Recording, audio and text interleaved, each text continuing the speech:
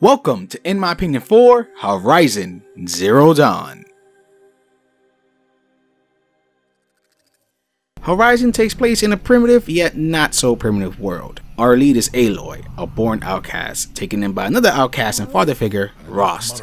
Having been shunned as a child, she wants to know her past and why she was born an outcast, so she trains and grows to take part of the proving to make it happen. Unfortunately, things go kinda bad. After surviving the attack, she is shown an image of a mysterious woman who looks just like her. The tribe leaders then decide to make her a seeker, which allows her to go onward to find those who attacked the village, try to solve the mystery behind the woman, how she's connected to her, and the mysteries of the world itself. Yeah, she's got a lot on her plate. The story here is great. The world building and lore is so interesting, it keeps you wanting to find out more as you go along. Of course, it would be kinda lame if the characters stunk, but luckily our lead is pretty dang good. Aloy is likable and can be serious or playful when she bounces off other characters. There are a good amount of interesting characters through your adventure, be it in the main or side quest. I'm trying my best not to spoil anything, but let's just say Guerrilla made a smart choice by bringing in a new writer.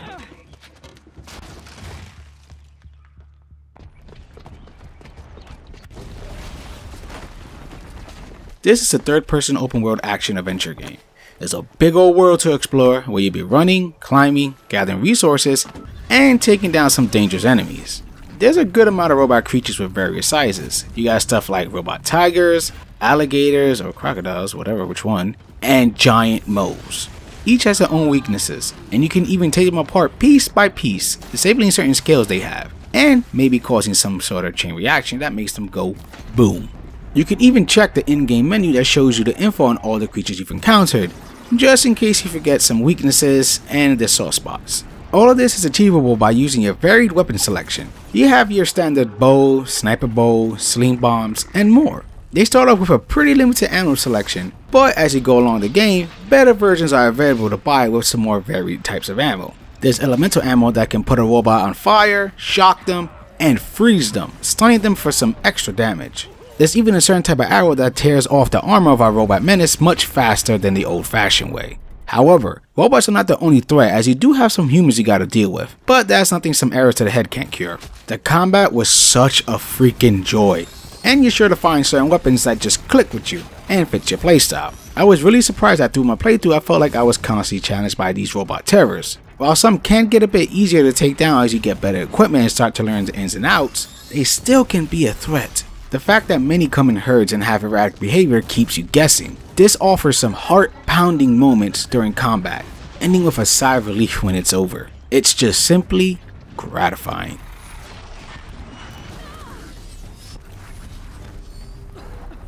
Besides the main story missions, there are other activities you can do. You can find giant long necks to climb, which after sticking it to them, reveal a big chunk of the map instead of you just clearing it by foot. I must say I was surprised how much fun I had just revealing the map. There's also these ancient ruins called cauldrons, and while the goal of each one is to get to the end, they all look differently and have a different setup, so it doesn't feel like you're just repeating the same spot over and over again. The reward you get at the end is the ability to take over certain machines to use as your mount or as an attack buddy.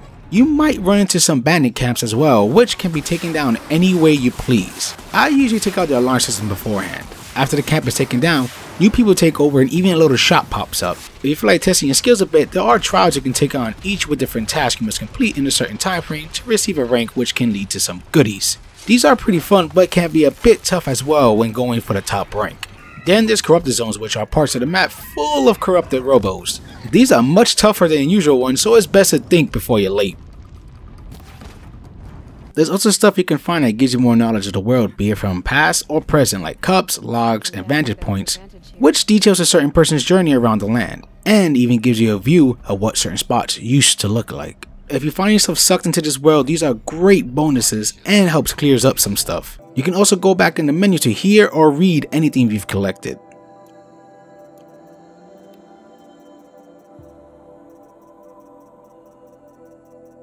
Now the biggest chunk of side stuff is the side quest. These actually have stories attached to them, so it gives them more of a personality, making you feel a bit more involved.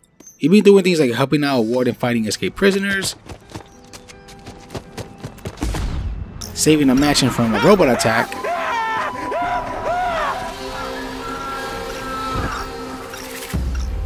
climbing up the ranks of a hunting lodge run by an asshole, which reaches its climax by fighting a giant robot, and much more.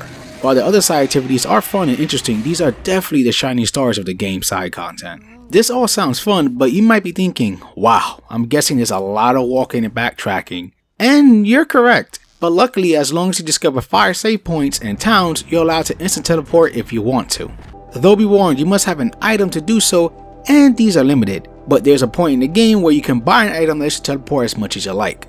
Also, you can easily make waypoints for any of your missions, side or main, making navigation even easier. As mentioned, there is some resource gathering, and it's actually a big part of the gameplay. When combing the world, you run into twigs, animals you can hunt, and robots and humans you can take down and steal from. All these pieces are vital to your survival. These resources will be used for many things, such as making your ammo, which is done pretty smoothly as time slows down as it's being made, making it a non-issue during combat. Making bigger pouches to carry more inventory for everything, which trust me, you will need, as you can't really hold much at the beginning, and it starts to get annoying when you have to drop items over and over again. Then there's potions, which are either for your health or protection from elemental attacks, which is actually helpful since being hit with fire and ice can do quite a bit of damage. Luckily, you can drink multiple potions, so you don't have to choose one over the other.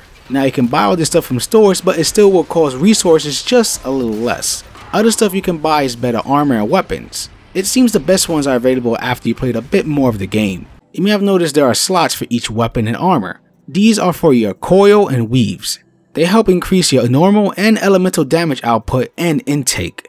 As you see, each is a different color, with green being the meh ones and purple being the best. Now once you stick one in, it's stuck there, unless you have the skill called Tinker. Speaking of skills, I'll get into that now since they are pretty helpful. You may have noticed in the upper right corner is the experience bar, which shoots up while you're adventuring and killing stuff. This leads to you leveling up and having some skill points to spend. There's 3 sections to choose from that better your skills in stealth, resource gathering, dealing out more damage, and more. It's up to you to choose what you want to go for first, since while it takes a while, you can attain every skill by the end of the game. One more thing to mention gameplay wise is the game offers a sort of a choice system that pops up once in a while. It doesn't really change the game's outcome in any shape or form, it just allows you to see more different sides of Aloy. There's a compassionate, insight, and confrontation choice you can pick, so have fun with that. The only way I know how to feel strong is to make someone else feel weak. It's not working. I've trained all my life. You'll see tomorrow how strong I am. Oh, I've seen plenty. You grew a man's body, kind of. But down deep, you're still a scrawny little brat. This game is just stunning, which is not too shocking since this is the same team that brought us the Killzone franchise. There is great variety in locations, whether you're at the snowy mountaintops, walking through blazing sandstorms, or exploring the ruins of the past. Each is a sight to behold. The character designs are well done, making even the most non-important characters stand out. I also love the many designs of Aloy's armors, and besides like 3 or 4 cutscenes, she sticks to whatever you put on her for the other cutscenes. The voice acting is great as well, even the side quest characters deliver. I'm not about to pretend that you never raised me. Aloy, the law forbids all contact. It does, and I don't care. Now, character models are well done, for the most part. I mean, there are times, mainly the side quest models, that they can get pretty creepy and odd looking.